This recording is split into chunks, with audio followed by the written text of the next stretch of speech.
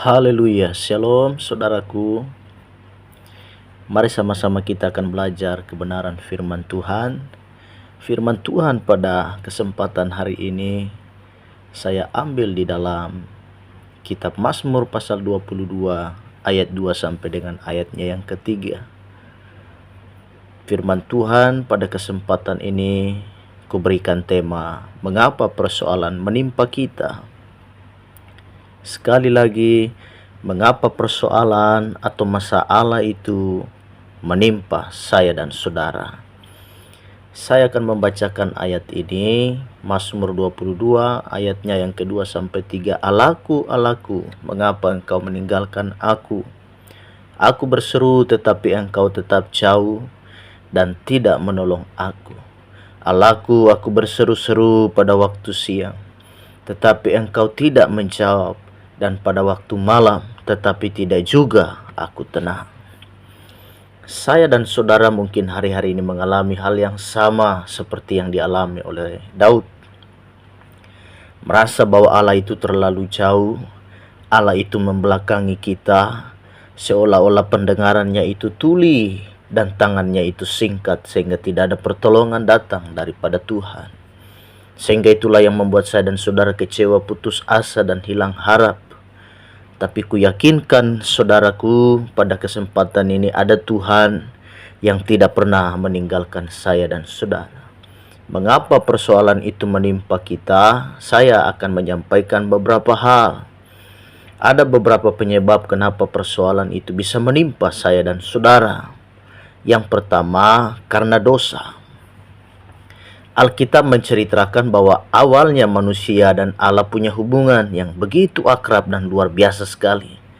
Sehingga terkadang Allah membuat semacam schedule. Dia punya waktu khusus di hari-hari sejuk, kata firman Allah.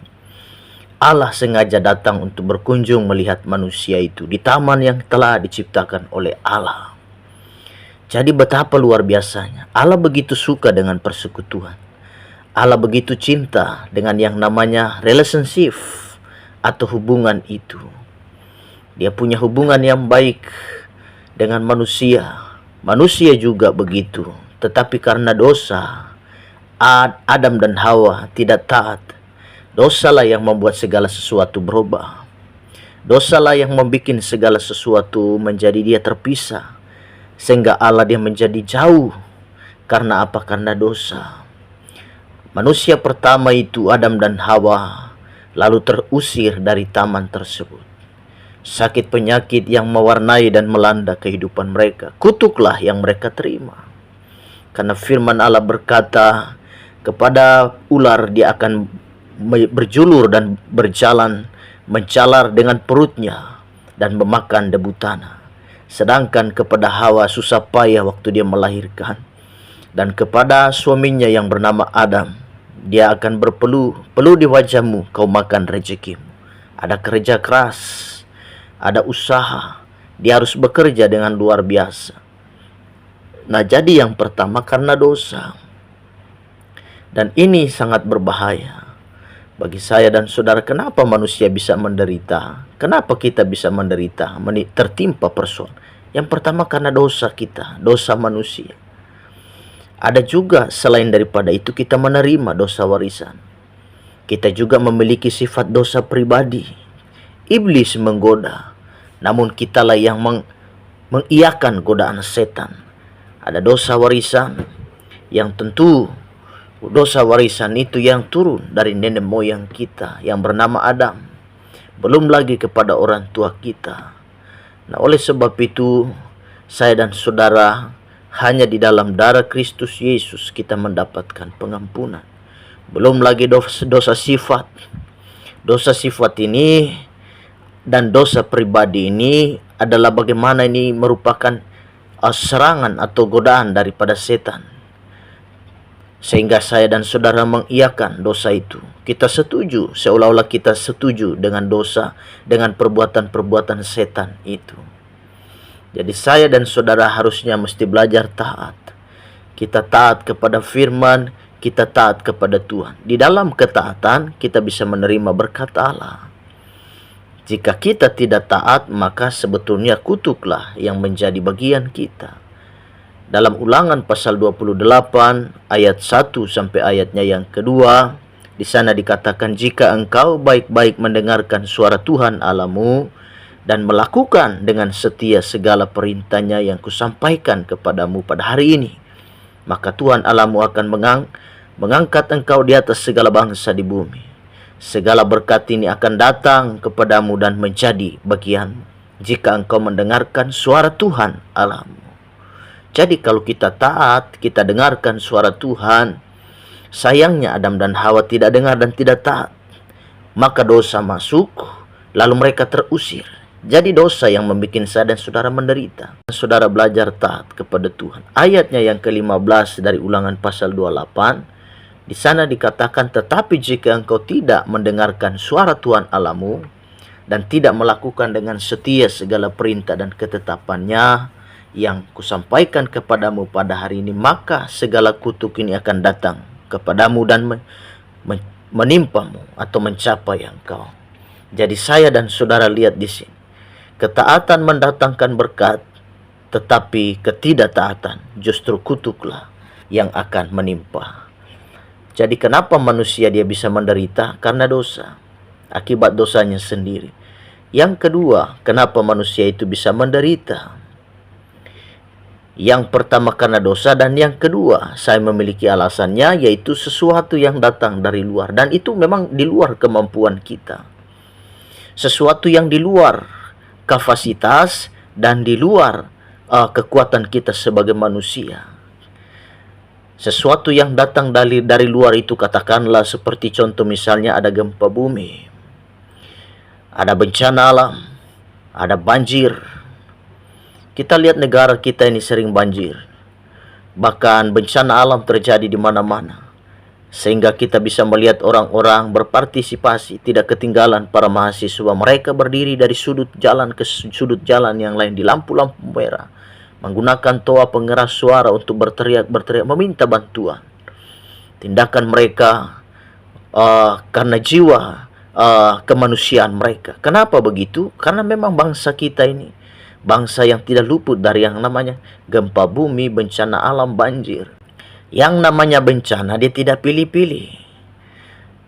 Kalau banjir dia jalan, kalau banjir dia turun dan menerpa, dia tidak pilih mana rumah orang Kristen dan mana rumah bukan orang Kristen. Jadi banjir itu dia katakanlah tidak punya mata. Kalau dia punya mata dan kalau banjir itu dia agama tertentu, maka dia lihat, ini kayaknya rumah orang Kristen, maka aku tidak akan menimpa rumahnya. Kan tidak. Namanya bencana alam, dia tidak pilih-pilih siapa saja, mau orang Kristen atau bukan, tetapi semua pasti akan kena dampaknya. Bencana alam, gempa bumi, tanah longsor terjadi di berbagai tempat. Ini sesuatu yang di luar kemampuan kita manusia. Semua hanya berada di tangan Tuhan Sang Pencipta alam semesta. Jadi di luar kemampuan manusia.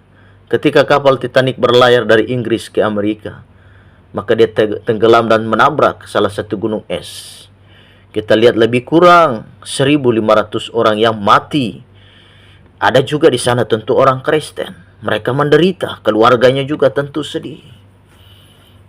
Nah, ini kita lihat bahwa itu semua di luar kemampuan manusia. Misalnya juga waktu pesawat Adam Air yang terjatuh dan tidak tahu bangkainya entah di mana, belum ditemukan. Ada informasi juga di dalam pesawat tersebut, ada yang mengatakan ada 2 pendeta, ada 2 hamba Tuhan ikut dalam penerbangan tersebut. Jadi ada hamba Tuhan di sana. Itu. Jadi ini bukan karena dosa kita, melainkan karena sesuatu yang di luar kendali kita manusia. Siapa yang bisa mengendalikan alam? Siapa yang bisa mengendalikan air banjir? Meskipun ada di film-film yang sekarang ini, ada film-film Avatar yang bisa mengendalikan cuaca, mengendalikan air, bumi, dan lain sebagainya. Iya kan? Tetapi kan, itu kan hanya film-film. Tetapi dalam dunia kenyataannya seperti ini, siapa yang sanggup? Jadi semua, kenapa manusia menderita, itu karena di luar kendali kita manusia. Yang berikut, kenapa manusia menderita? Karena keputusan kita. Ada keputusan yang salah, yang tentu kita ambil itu tidak sesuai dengan firman Allah. Setiap hari kita ini diperhadapkan dengan banyak sekali keputusan. Karena kita ini bukan Tuhan yang maha tahu. Seringkali keputusan yang kita ambil itu justru salah dan merugikan diri sendiri. Karena keputusan yang salah kita menderita. Namun ada juga karena keputusan yang benar kita mengalami masalah. Contohnya dalam Alkitab, contoh ada Sadrak, Mesak, dan Abednego. Mereka ini yang mengambil keputusan untuk tidak menyembah pada patung yang didirikan oleh Raja Nebukadnezar. Lalu mereka dimasukkan ke dalam dapur api yang bernyala. 7 kali lipat dipanaskan nyala apinya itu, sehingga orang yang membuang mereka ke dalam pun mereka ikut terbakar karena betapa panasnya. Sama juga dengan Daniel ketika tidak mau menyembah Raja Darius, lalu dimasukkan ke dalam gua singa. Jadi mereka mengambil keputusan yang benar, tetapi justru mereka juga menderita. Kenapa? Karena keputusan mereka tetap menyembah kepada Tuhan yang benar, kepada Allah yang besar. Sehingga Sadrak, Mesak, dan Abednego punya satu komitmen dan keputusan, statement yang luar biasa, berkata, andai kata Tuanku Raja, Allah yang kami sembah ini tidak sanggup melepaskan kami dari nyala api ini, maka kami tetap menyembah Dia. Bayangkan, Allah metolong ke atau tidak tolong ke tidak pusing. Yang penting kami tetap percaya kepada Allah itu. Dalam 1 Petrus pasal 4 ayatnya yang ke-12 sampai dengan ayatnya yang ke-16, di sana dikatakan, saudara-saudara yang kekasih, janganlah kamu heran akan nyala api siksaan yang datang kepadamu sebagai ujian, seolah-olah ada sesuatu yang luar biasa terjadi atas kamu. Sebaliknya, bersukacitalah sesuai dengan bagian yang kamu dapat dalam penderitaan Kristus, supaya kamu juga bergembira dan bersukacita pada waktu Ia menyatakan kemuliaan. Berbahagialah kamu jika kamu dinista karena nama Kristus, sebab roh kemuliaan, yaitu roh Allah, ada padamu. Janganlah ada di antara kamu yang harus menderita sebagai pembunuh atau pencuri atau penjahat atau pengacau, tetapi jika ia menderita sebagai orang Kristen, maka janganlah ia malu, melainkan hendaklah memuliakan Allah dalam Kristus, dalam nama Kristus itu. Jadi Petrus memberi penghiburan bagi saya dan saudara. Jika kita menderita karena kita melakukan sesuatu yang baik, tentu puji Tuhan untuk hal itu. Kita tentu berbangga. Jangan kita bangga karena kita melakukan hal yang sebaliknya. Kita mencuri, kita korupsi, kita membunuh, kemudian kita melakukan hal-hal yang di luar kehendak Tuhan. Lalu kita bangga. Itu mah di hadapan Tuhan itu tidak baik. Tentu Allah marah. Tetapi di sini dikatakan Petrus berkata, bersukacita jika saya dan saudara dinistakan dengan segala sesuatu. Kenapa? Karena Kristus. Jadi Sadrak, Mesak, dan Abednego serta Daniel, mereka sekawan ini menderita karena apa? Hal yang baik. Mereka mempertahankan iman. Jadi kenapa manusia itu bisa menderita? Karena keputusan kita. Jadi ada keputusan yang salah kita menderita, ada keputusan yang benar juga seperti dalam Alkitab itu terjadi. Karena tidak mau menyembah Allah, mereka juga akhirnya menderita. Tetapi justru dalam penderitaan itu, kalau keputusan yang kita ambil benar untuk melayani, mengikut Tuhan dengan setia, maka tentu ada pertolongan Allah. Kita lihat di sana Sadrak, Mesak, dan Abednego serta Daniel. Karena keputusannya yang benar, meskipun ada di tengah-tengah penderitaan, mereka ditolong Tuhan. Mereka dijaga Allah. Jadi ketika kita mengambil keputusan yang benar, maka Tuhan pasti akan bersama dengan kita meskipun risikonya ada. Yang terakhir, kenapa manusia itu bisa menderita? Yang terakhir adalah karena perhatian Tuhan kepada kita. Allah sengaja mengizinkan ujian itu datang supaya kita naik kelas. Jadi kita bersyukur kalau hari ini kita sedang ada dalam lembah kekelaman, kata Daud dalam Mazmur pasal 23. Jadi kalau saat ini saya dan saudara sedang ada di dalam lembah kekelaman, bagus. Di ayatnya yang lain Daud berkata, jika aku menderita maka itu baik bagiku, supaya aku belajar ketetapan-ketetapanmu. Dalam situasi itu justru kita ingat Tuhan. Dalam kondisi semacam itu justru kita mencari Allah, berdoa, berseru, dan kita melipat tangan, kita cari Allah. Justru dalam kondisi senang kadang kita lupa Tuhan, karena semua apa-apa ada. Kita tinggal main komando saja, semua ada. Makanan ada, lengkap semua. Kesehatan juga mantap. Tapi justru dalam keadaan ujian, justru itu Allah izinkan. Allah sengaja mengizinkan ujian itu datang supaya kita naik kelas, supaya kita makin berkualitas. Sama seperti emas, dia harus melalui pembakaran yang sangat panas sekali. Emas sama kuningan terlihat sama-sama kuning, namun ketika dibakar, kuningan habis dan emas tetap bertahan, itu bedanya. Sama seperti Ayub dalam ayat 23 ayat 10 berkata, karena ia tahu jalan hidupku, seandainya ia menguji aku akan timbul seperti emas. 1 Korintus pasal 10 ayat 13 berkata, pencobaan-pencobaan yang kamu alami ialah pencobaan-pencobaan biasa, yang tidak melebihi kekuatan manusia. Sebab Allah setia, karena itu ia tidak akan membiarkan kamu dicobai melampaui kekuatanmu. Pada waktu kamu dicobai, ia akan memberikan kepadamu jalan keluar, sehingga kamu dapat menanggungnya. Oh, puji Tuhan untuk hal itu. Tuhan memberikan kesanggupan buat kita. Ayub dia keluar sebagai seorang pemenang. Saya rasa tidak ada orang yang menderita seperti Ayub dalam hidup ini. Ladangnya terbakar, anak-anaknya 10 mati. Jadi kita lihat luar biasa, kekayaannya habis, bahkan kesehatan. Orang yang terakhir yang dia harus andalkan sebetulnya istri. Tetapi sayangnya istri juga mengancam cerai. Bahkan istri justru bukan menjadi motivasi buat dia. Istri menyuruh dia supaya kutuki saja alammu itu. Oh, betapa menyakitkan. Tetapi Ayub tetap bertahan pada kepercayaannya. Jadi ini luar biasa. Untuk apa Tuhan mengizinkan ujian itu datang? Ya, untuk membentuk karakter kita, supaya kita makin mirip dengan Yesus. Roma 8 ayat 28 berkata, kita tahu sekarang bahwa Allah turut bekerja dalam segala sesuatu untuk mendatangkan kebaikan bagi mereka yang mengasihi Dia, yaitu bagi mereka yang terpanggil sesuai dengan rencana Allah.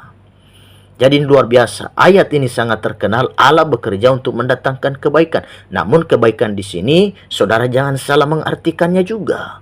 Kebaikan di sini bukan hanya yang berarti dompet tebal karena penuh uang sampai kita bingung mau ambil yang mana, warna biru atau yang warna merah, ya kan? Haleluya. Lalu kesehatan juga mantap, usaha maju, luar biasa, sukses. Namun kebaikan di sini, kalau saudara lihat dalam ayatnya yang ke-29, di situ dikatakan begini. Jadi dia tidak stop sampai di ayat 28, tapi ayatnya yang ke-29 berkata, sebab semua orang yang dipilihnya dari semula, mereka juga ditentukannya dari semula untuk menjadi serupa dengan gambaran anaknya. Dengarkan sekali lagi, menjadi serupa dengan gambaran anaknya, supaya ia anaknya itu menjadi yang sulung di antara banyak saudara. Jadi Allah turut bekerja di sini adalah supaya saya dan saudara kita makin mirip dengan Tuhan. Perbuatan kita, karakter kita, pola berpikir kita, gaya hidup kita adalah gaya hidup Kristus. Pikiran-pikiran kita adalah pikiran-pikiran sorga. Jadi luar biasa, kita makin bagus. Karakter kita makin dibentuk. Supaya kita belajar bersandar dan berharap kepada Tuhan. Kita belajar mengandalkan Tuhan. Tuhan Yesus memberkati. Biarlah kiranya kebenaran firman Tuhan pada kesempatan hari ini menguatkan kita, memampukan kita. Jadi kenapa manusia itu bisa menderita? Yang pertama karena dosa.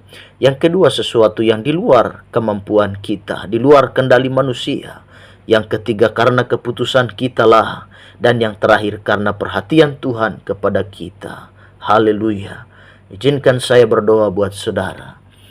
Bapa di sorga, kami bersyukur buat kebaikan Tuhan, sehingga kami boleh mendengarkan firman Allah.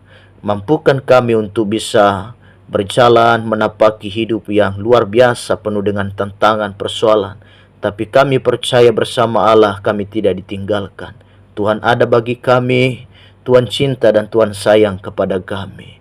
Jangan biarkan kami jatuh tergeletak, melainkan tangan-Mu yang selalu memegang kami, bahkan Engkau menggendong kami. Terpujilah nama-Mu Tuhan.